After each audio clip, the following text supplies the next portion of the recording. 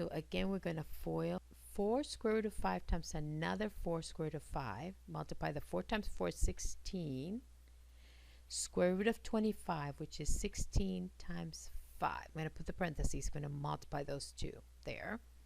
And that's going to be 80, isn't it? Okay.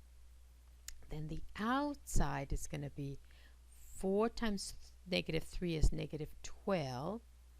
Square root of 5 times 3 is 15. Okay.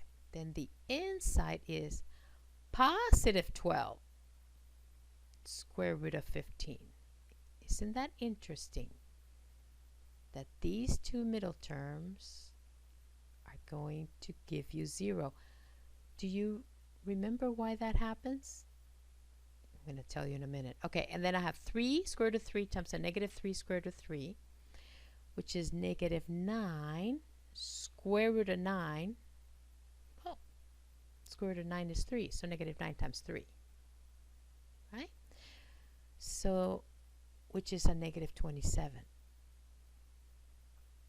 So 80 minus 27, 53.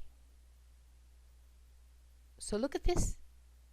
No square root part, right? This is beautiful. Isn't that great? Did you notice there's no square root part? It's a nice whole number. It's a nice integer. If there's no whole number, or let's call it an integer, it might have been negative, right? No square root part. Why did that happen? Why did the middle terms go away? Because, go back and look at the original. Do you remember what we call when we have the same two terms but with different middle signs? Those are conjugates. You saw that in a previous chapter. And that's how we get nice numbers with no square root. Okay, look at number 8. Did you notice that these are conjugates too? These are conjugates. That means I'm going to have no middle term, right? I'm going to have no, the outsides and the insides are going to cancel, right?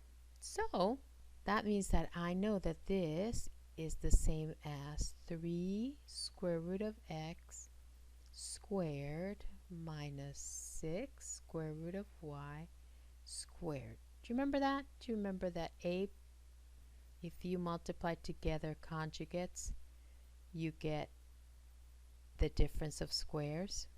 So I'm going to use that shortcut here. Or remember, you can FOIL this, get the same thing.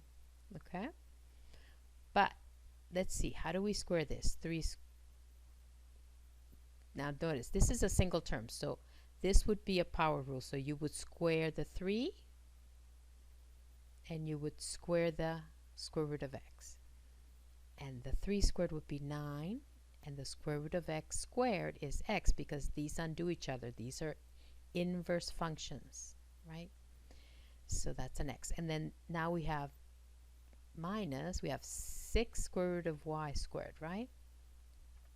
So 6 squared, square root of y squared. 6 squared is 36. And the square root of y squared, these undo each other. And so that's y.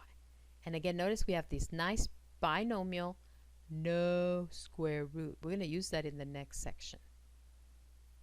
You will use number 7 and number 8 when you divide radical expressions.